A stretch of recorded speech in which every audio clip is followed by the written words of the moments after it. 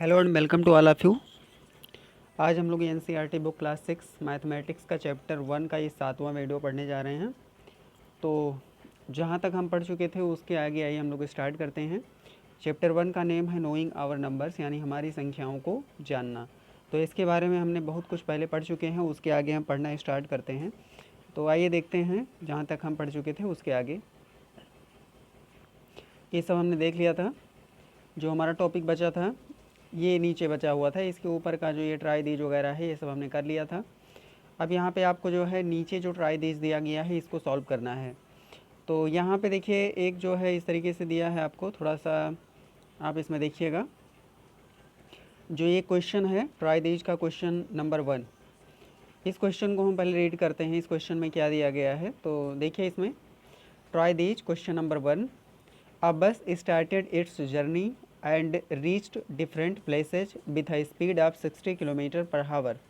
The journey shown on page 14. तो कोई एक बस है जो अपनी जर्नी को स्टार्ट करता है, अपनी यात्रा को शुरू करता है और अलग अलग स्थानों पर इस तरीके से पहुंचता है जो कि आपको यहाँ पे दिया गया है। तो थोड़ा सा इसको हम पहले देख लेते हैं। तो यहाँ पे देखिए जो आपका ये बस है ये पॉइंट ए से शुरू करता है और ए से चलकर कहाँ पहुँचता है, बी पे, और फिर बी से चलकर सी पे पहुँचता है और सी से चलकर डी पर और डी से फिर ई पर और ई से चलकर फिर एफ पॉइंट पे पहुँचता है और एफ से चलकर जी और फिर जी से पुनः ए पर रिटर्न कर जाता है, आ जाता है। तो यहाँ पे कुछ इसी इसी जो फिगर आपको दिया गया है इसी फिगर को आपको माइंड में रखना है अपने, और इसी के बेसिस पे ऊपर कुछ क्वेश्चंस आपको दिए गए हैं तो उन क्वेश्चंस को आपको आंसर करना है, इसका सॉल्यूशन आपको निकालना है। तो आइए देख लेते हैं इसको हम कैसे सॉल्व करते हैं। तो एक एक क्वेश्चंस को हम देखते हैं। तो यहाँ पे देखिए आपका पहला क्वेश्चन था इसमें जो पहला क्वेश्चन इस तरीके से है, find the total distance covered by the bus from A to D. तो total distance covered by bus from A to D यानी ए से डी तक जाने में बस कितना दूरी तय करता है। तो इसको निकालने के लिए हम क्या करते हैं, जो हमारे डिस्टेंस है उनको हम ऐड करते हैं। देखिए ए टू डी, तो ए से बी का डिस्टेंस 4170 किलोमीटर, इसमें हम जो बी से सी का डिस्टेंस है 3410 ये दिया गया है। इसको इसको और इसको जोड़ लेंगे और इसके साथ में जो 2160 किलोमीटर डिस्टेंस है उसको भी हम जोड़ लेंगे। तो इन तीनों डिस्टेंसेस को जब हम जोड़ लेंगे तो हमको एक total distance A to D हमको मिल जाएगा। तो इस तरीके से हमारा जो पहला आंसर निकल के आएगा कि जो टोटल डिस्टेंस होगा ए से डी तक वो हमको यहाँ पे मिल गया। अब आइए हम अगला क्वेश्चन इसमें देख लेते हैं क्या है। जो क्वेश्चन नंबर 2 है, find the total distance covered by the bus D to G. Find the total distance covered by the bus from D to G, यानी डी से जी तक जाने में बस जो है कितना डिस्टेंस कवर करता है।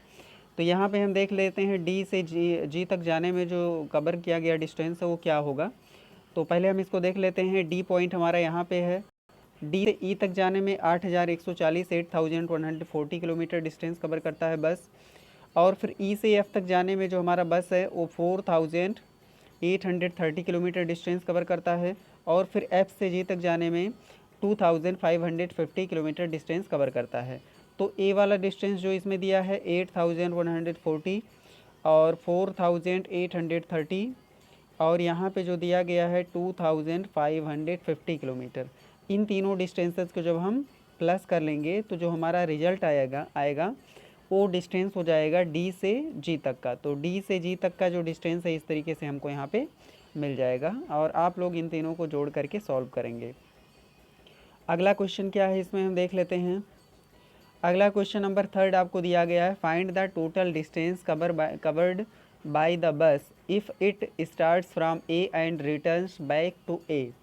तो यानी जो हमारा बस है ये पॉइंट ए से स्टार्ट करके, यहाँ पे आप देखिएगा जो हमारा बस है ये पॉइंट ए से स्टार्ट करता है और चल करके इतना पूरा ये डिस्टेंस कवर करने के बाद में फिर कहाँ पहुँच जाता है, ए पर ये फिर से पहुँच जाता है। यहाँ से ये स्टार्ट करता है और पूरा जर्नी कंप्लीट करके फिर से ये ए पे आके पहुँच जाता है।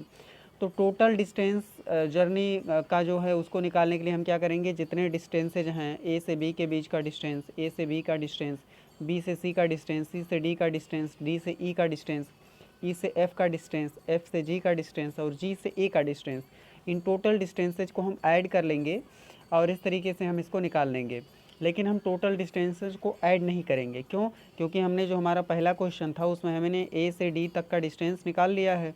तो ए से डी तक का जितना डिस्टेंस आया है उस डिस्टेंस में हम डी से जी तक का डिस्टेंस ऐड कर लेंगे। तो डी से जी तक का डिस्टेंस हमने निकाला है, तो इन दो डिस्टेंसेज जो ऊपर आंसर आए हैं उनको जोड़ लेंगे और उसके बाद में जो जी से ए तक का डिस्टेंस है इसको जोड़ लेंगे।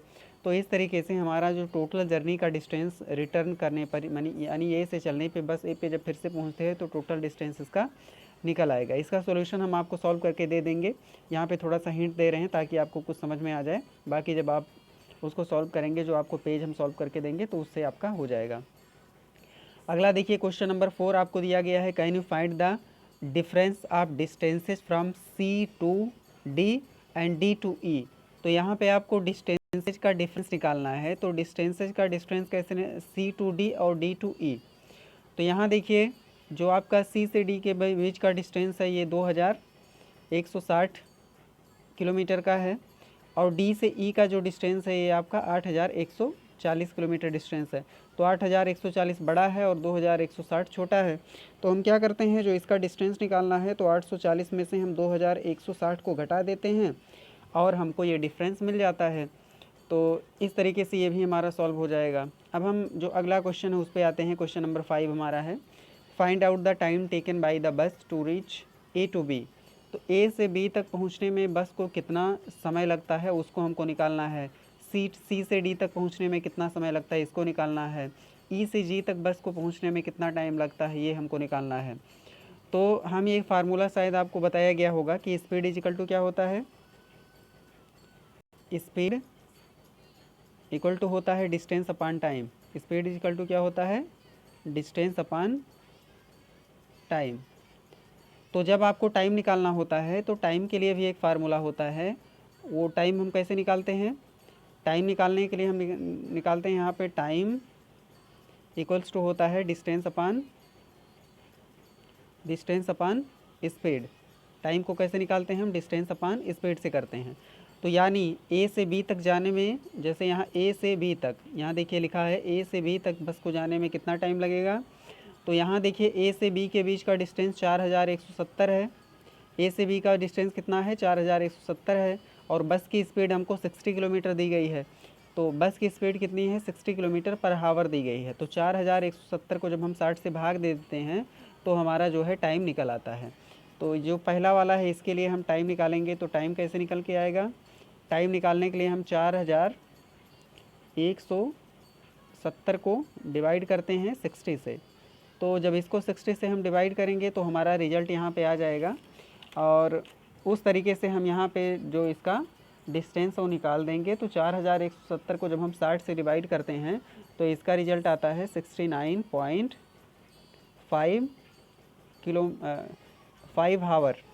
क्योंकि जो स्पीड हमने लिखा है ये किलोमीटर पर हावर में है तो इसलिए जो आपका टाइम आएगा वो हावर आएगा। इसका सॉल्यूशन हम आपको प्रोवाइड कर देते हैं और उसी सॉल्यूशन के बेसिस पर आप इसको सॉल्व करिएगा। क्योंकि आपके पास हर वीडियो के बाद में 2 दिन का टाइम होता है और ये जो क्वेश्चंस आपको देते हैं इसको आप 2 दिन के अंदर सॉल्व करके दिखा सकते हैं।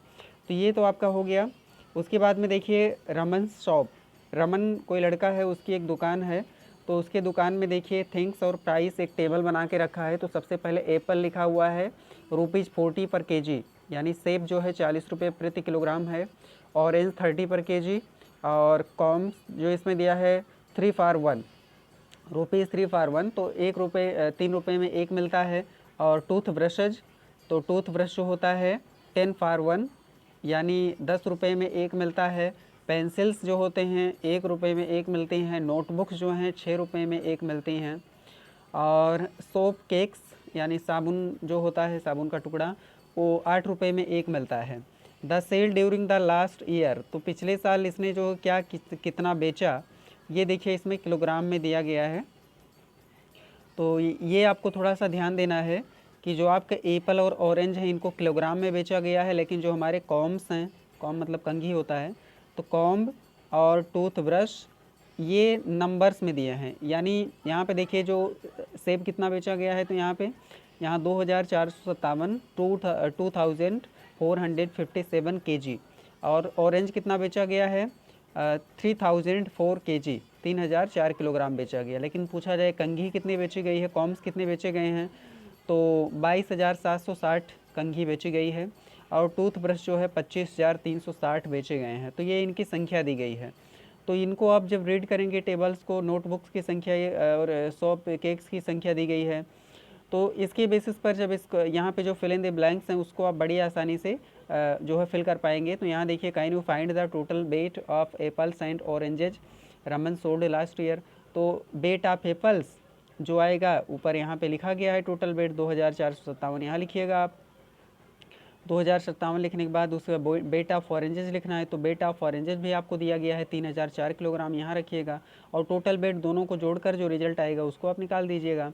Answer total weight of orange and apples, तो टोटल वेट ऑफ एप्पल्स कितना मिलेगा, ये जोड़ने के बाद में जो आया है वही इसका आंसर हो जाएगा नीचे।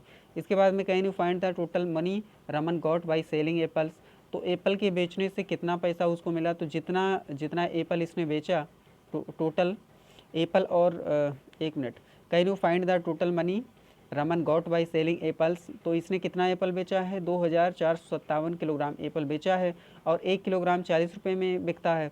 तो 2457 किलोग्राम को जब आप 40 से गुणा कर देंगे तो जो इसका रिजल्ट आएगा वो पूरा पैसा यहाँ पे मिल जाएगा। इसी तरीके से और भी इसमें जो क्वेश्चंस दिए गए हैं, can you find the total money Raman got by selling apples and orange together, Apple और ऑरेंज को टुगेदर बेचने पे कितना पैसा उसको मिला। तो यहाँ पे देखिए आपको जो दिया गया है एप्पल और ऑरेंज, देखिए यहाँ पे total weight of oranges and apples, इससे नहीं निकाल पाएंगे आप। तो यहाँ देखिए वेट ऑफ एप्पल, जो एप्पल का वेट है उसको आप 40 से गुणा कर देंगे, टोटल वेट जो आएगा वो पैसा।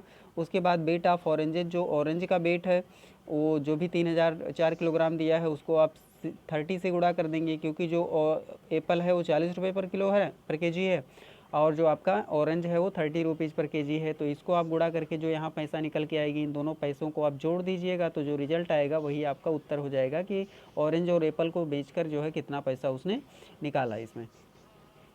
आगे देखिए डी में दिया गया है, make a table showing how much money Raman received from selling each item, arrange the entries of amount of money received in descending order, find the item which brought him the highest amount, how much is this amount, तो ये amount कितना है। तो ये question थोड़ा सा ये बड़ा है, इसको आप जो है बनाने की कोशिश करिएगा, इसको हम होमवर्क में दे रहे हैं। जो ऊपर का क्वेश्चन नंबर 1 है ट्राई दीज का, इसको हम सॉल्व करके आपको दे देते हैं, और ये दूसरा क्वेश्चन आप लोग स्वयं सॉल्व करिएगा, 2 दिन के अंदर इसको आप सॉल्व करेंगे। तो इस वीडियो को हम यहीं पे स्टॉप करते हैं और फिर मिलते हैं अगले वीडियो में। तब तक के लिए अपनी पढ़ाई आप लोग जारी रखिए। Thank you.